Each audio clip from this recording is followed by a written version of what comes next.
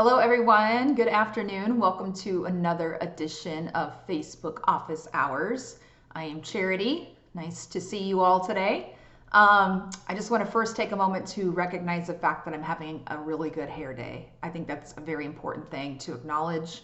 I got my roots touched up yesterday. I always have style in my hair, so y'all enjoy this because this happens maybe 3 times a year where I have a good hair day. So I just want to point that out since it's my video and I can do what I want. Okay, moving on to the topic for today's office hours. I want to piggyback on a blog post that Adam wrote this week about the negative self-talk that happens in our heads as recruiters. And whether you're a recruiter or not, I think we all find ourselves in these sorts of loops in our brains where we start to think things, a lot of times negative things, and we start to believe those things, and then our actions tend to reflect those beliefs about ourselves. And in this industry, it's especially tough because we get rejected so often. That's pretty much 90% of our jobs is rejection, right? We get told no all the time. We get told that the pay isn't good enough, or this other company is doing it better than you, or whatever. All you got to do is hop on Facebook and go to a couple of Facebook groups and you'll get plenty of material for negative thinking. So it's so easy to fall into that trap as recruiters. So I want to address that today and share a story with you from my own recruiting experience to sort of, I guess, more of a cautionary tale than anything, but an example of how negative self-thinking can really impact you as a recruiter. So I was probably within my first year or so of recruiting. I had a lot to learn at that point still, but I had this nurse, she was an OR nurse, and I had her working up in New Hampshire, and there were, lots of red flags from the get-go, but me being who I was and trying to, get the placements and, try to build my business up, and it was an OR nurse, who turns away an OR nurse, whatever. So I ended up working with her, and she was a nightmare, but I really didn't understand how much of a nightmare she was.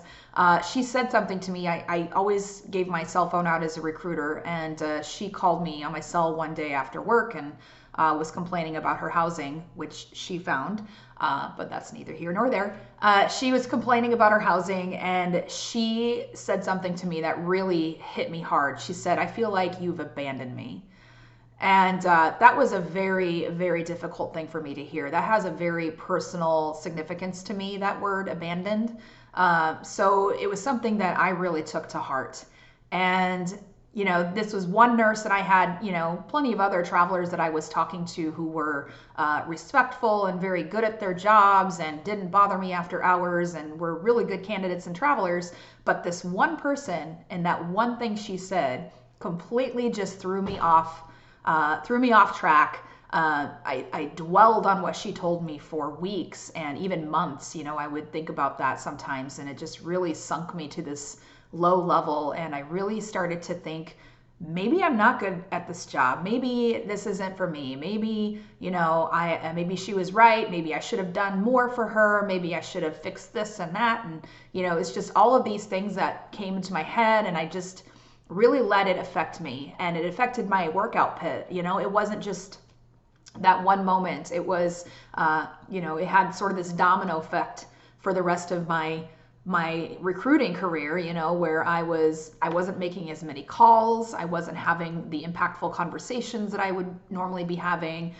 It just really sort of spread like a cancer throughout my work. And, it really took a lot of me having conversations with my management team and really just kind of processing all of that and working through that. And, of course, looking back on it now, it's like, man, I shouldn't have wasted 5 minutes on that chick. She was nuts, But when you're in that moment, it's so easy to get caught up in that. So I'm sharing that with you so that you understand that, maybe you've had a similar situation. And if you really sit back and reflect on how that might be impacting you, you might be surprised at how much you're letting those things affect you. So I would definitely encourage you to take a look at Adam's blog this week. He gives you some really good tips to navigate through those negative situations that happen.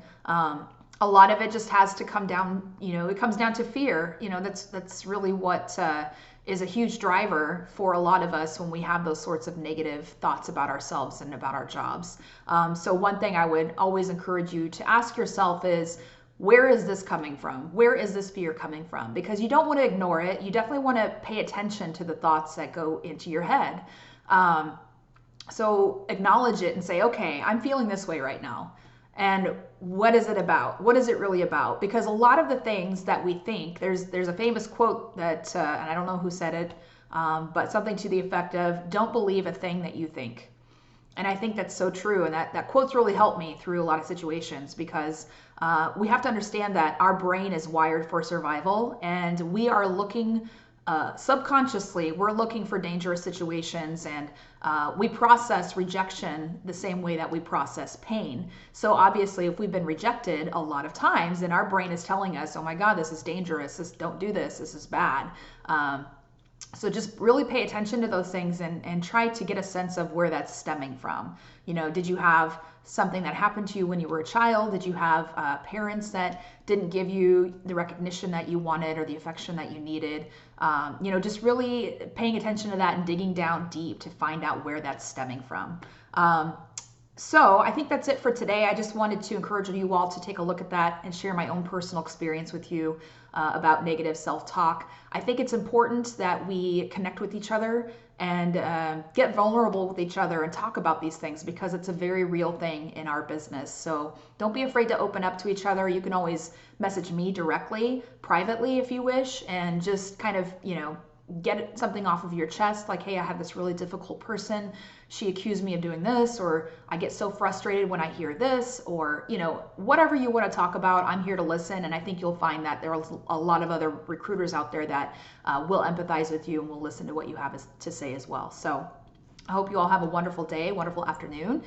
Stay tuned for us next week. And please, again, let us know if there's anything you'd like us to talk about in these video sessions. All right, take it easy, go knock them out, and remember to pay attention to your thoughts. All right, over and out.